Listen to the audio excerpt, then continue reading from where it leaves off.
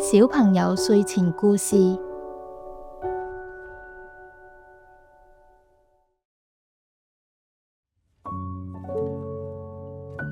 我好掛住你，Pelusa。嗰日係一個星期六嘅朝早，一個又甜又窩心嘅女仔叫 Alicia， 佢嘅眼淚喺塊面上面流個不停，好似一條冇盡頭嘅河咁。佢嘅好朋友 Pelusa， 佢最忠心嘅冒險拍檔，佢嘅毛毛知己，喺同一日早上離開咗間屋，覺得好空洞，冇咗兔仔嗰種令人開心嘅活力。以前佢成日喺走廊度跑嚟跑去，興奮咁跳嚟跳去。Alicia 喺自己間房度，眼神空洞咁望住遠方，冇辦法平復落嚟。關於 Pelusa 嘅回憶不斷湧上心頭，有佢哋一齊玩嘅畫面，有 Pelusa 嘅頑皮事，例如咬爛電視嘅電線，仲有當 Alicia 唔開心嘅時候，佢無條件撒嬌嘅模樣。佢喉嚨發出一下哽咽聲，雙手用力攬住一個紅蘿蔔形嘅公仔。嗰個公仔係 Pelusa 以前成日擺喺屋企入邊嘅。Alicia 話：Pelusa， 我嘅兔仔細路，你點解要走啊？我好掛住你啊！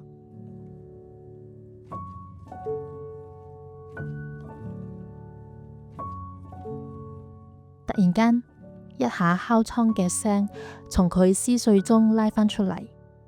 佢打開窗，見到一個笑眯眯嘅女仔，紮住兩條長長嘅黑色辮子，着住一條色彩繽紛嘅裙，同 Alicia 房間入邊嘅愁雲慘霧形成好大對比。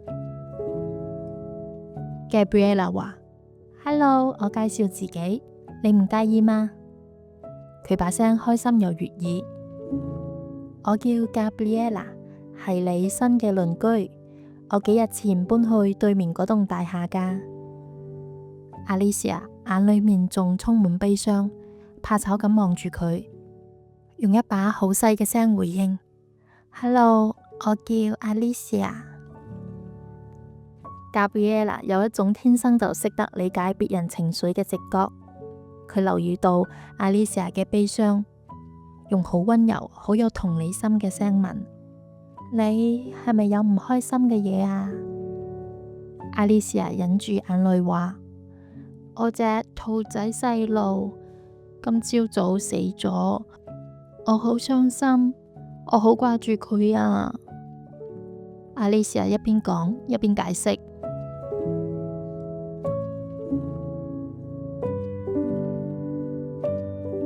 Gabriella 話：我好難過啊 Alicia， 失去一個咁親愛嘅朋友，你一定好辛苦。你而家要經歷一段哀傷期噶。Gabriella 一邊講一邊想安慰佢。Alicia 好奇咁問：哀傷期即係乜嚟噶？ Gabriella 解釋話：哀傷期就係當我哋中意嘅人離開咗嘅時候，我哋心裏面嗰種悲傷，就好似我哋身體嘅一部分都要跟住佢一齊走咗咁。呢個係一個需要時間嘅過程，冇話點樣感受係啱或者錯，最緊要係你要容許自己感受呢份悲傷，同埋有需要嘅時候要揾人幫手。喺嗰一瞬間，Alicia 覺得同 Gabriella 有種特別嘅聯繫。Gabriella 真誠嘅說話同埋理解嘅眼神，喺 Alicia 嘅悲傷之中帶俾佢一絲少少嘅安慰。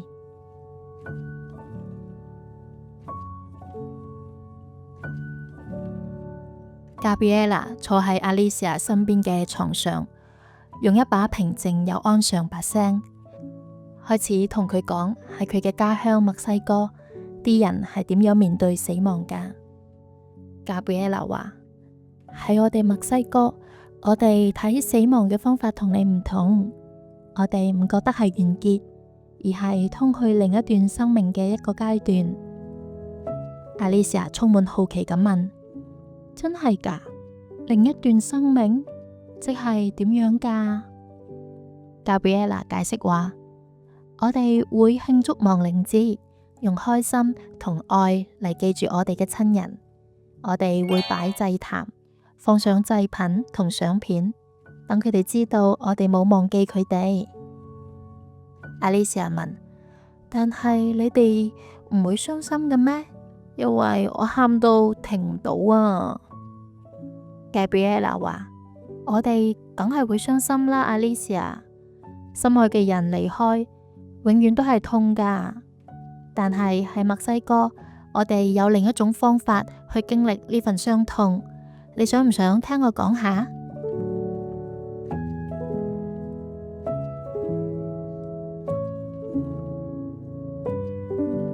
？Gabriela 好雀躍咁描述亡靈節係點樣嘅，色彩繽紛嘅祭壇上面佈滿鮮花、甜糖骷髏頭、剪紙，仲有離世親人嘅相片。空氣中彌漫住芬香嘅味道，一家人聚埋一齊，分享故事、回憶同開心嘅時光。阿麗莎聽完 Gabriela 嘅故事之後，完全着迷咗。亡靈節嗰啲色彩繽紛嘅傳統、音樂、舞蹈、食物，同埋用快樂去慶祝已逝者離開呢種方式，全都引起佢嘅好奇心。Gabriela 話：呢個係一個充滿生命同色彩嘅節日，係一種紀念我哋親人嘅生命，同埋令佢哋嘅記憶永遠存活嘅方式。阿麗莎想象自己跟住傳統音樂嘅節奏跳舞，試食墨西哥嘅美味佳肴，仲俾大家嗰種充滿感染力嘅快樂包圍住，一股希望嘅感覺開始喺佢心中萌芽。阿麗莎眼中閃住好耐冇見嘅光芒，大聲話：我好想參加一次咁樣嘅節日啊！Gabriela 好有默契咁笑咗一笑，話：而我相信 Pelusa 都一定會好鍾意㗎。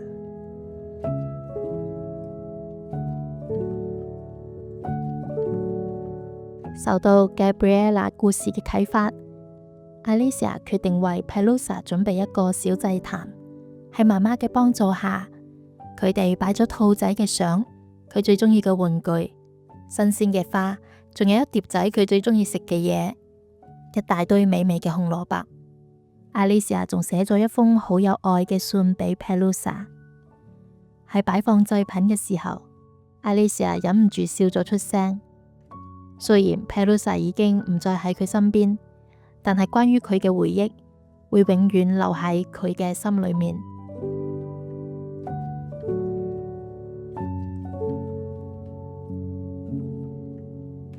嗰晚，阿麗莎發咗一個好特別嘅夢。佢夢見自己行過一片開滿花嘅田野，突然間 Pelusa 出現，一蹦一跳咁向佢身邊行過嚟，身上嘅白毛毛閃閃發亮，仲帶住一臉頑皮嘅笑容。阿麗莎話：唉，Pelusa，我好掛住你啊！佢一邊講，一邊覺得個心好難受。Pelusa 用好溫柔又親切嘅聲講：唔使擔心我喎，阿麗莎，我喺呢度好好啊，我會永遠都睇住你噶。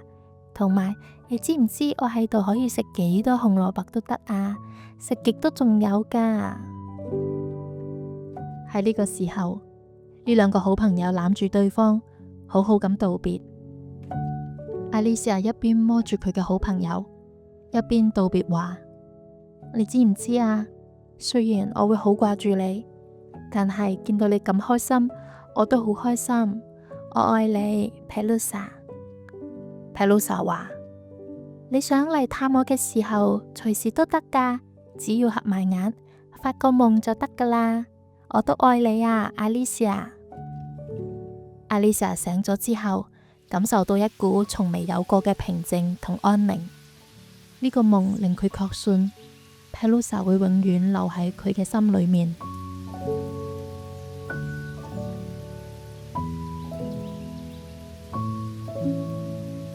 日子一日一日過去，Alicia 同 Gabriela 成為咗好好嘅朋友。有一日，Alicia 喺自己間房度望住窗外面，外面落緊好大好大嘅雨。佢諗返起 Pelusa 離開嗰個時候，一種懷念嘅感覺湧上心頭。但係當佢想象到 Pelusa 喺度食緊一大堆紅蘿蔔嘅畫面嗰陣，塊面又忍唔住笑咗出嚟。Alicia 好開心咁諗，今晚我要發夢見到你 Pelusa， 我哋會再次見面㗎。突然間，一下敲窗嘅聲將佢從思緒中拉返出嚟。佢打開窗，見到 Gabriela 喺雨中笑住，手上面仲拎住一份小禮物。Gabriela 問：Hello Alicia， 我入嚟你會唔會介意啊？ Alicia 話：梗係唔會啦，入嚟啦，你成身濕晒啦。Gabriela 行咗入間房，然後用好有愛嘅眼神將份禮物遞俾 Alicia。 Gabriela 話：呢份禮物係送俾你噶。 Alicia 帶住又好奇又興奮嘅心情打開咗份禮物。喺入面，佢見到一隻啡色嘅小兔仔，對眼仔好精靈，啲毛軟滑到好似絲綢咁。 Alicia 好興奮咁話：哇 Gabriela， 佢好靚啊。 Gabriela 話：佢個名叫 Cuade， 因為喺我哋嘅國家，呢個字嘅意思係親密嘅朋友。我諗住佢可以做你嘅新朋友仔啊。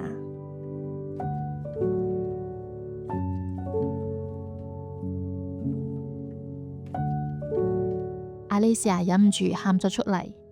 Gabriela 呢份心意令佢好鬼感動。Cuade 代表住希望同快樂，即使經歷過悲傷之後，呢啲嘢依然能夠再次綻放。Alicia 一邊望住隻兔仔，一邊大叫：多謝你 Gabriela， 呢份係我收過最好嘅禮物啊！佢幾鬼得意噶。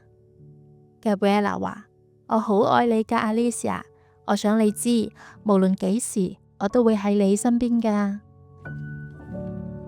Alicia 同 Gabriela 用力咁攬住對方，而窗外嘅雨仲喺度一直落。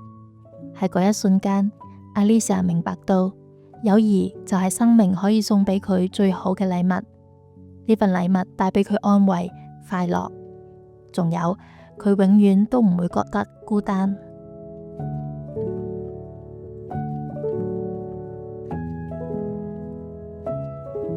Alicia 同 Cuade 變咗形影不離嘅夥伴，佢哋一齊喺花園玩，一齊探索公園，仲有喺雷雨嘅夜晚一齊挨埋一齊取暖。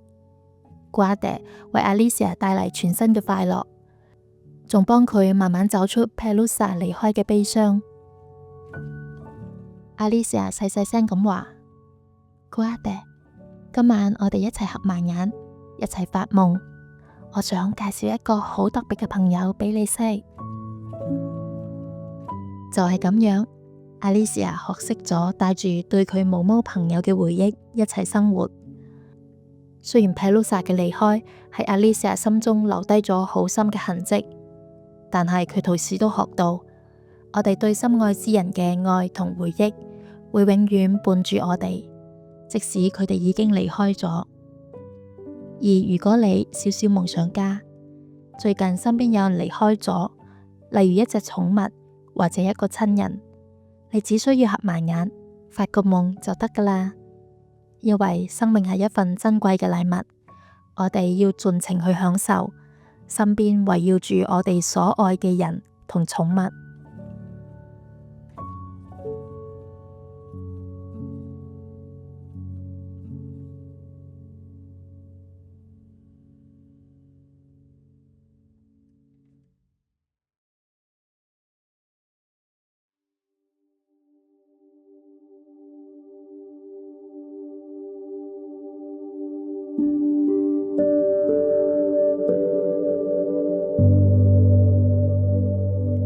而家音樂繼續落去，等大家可以發個好夢，早唞。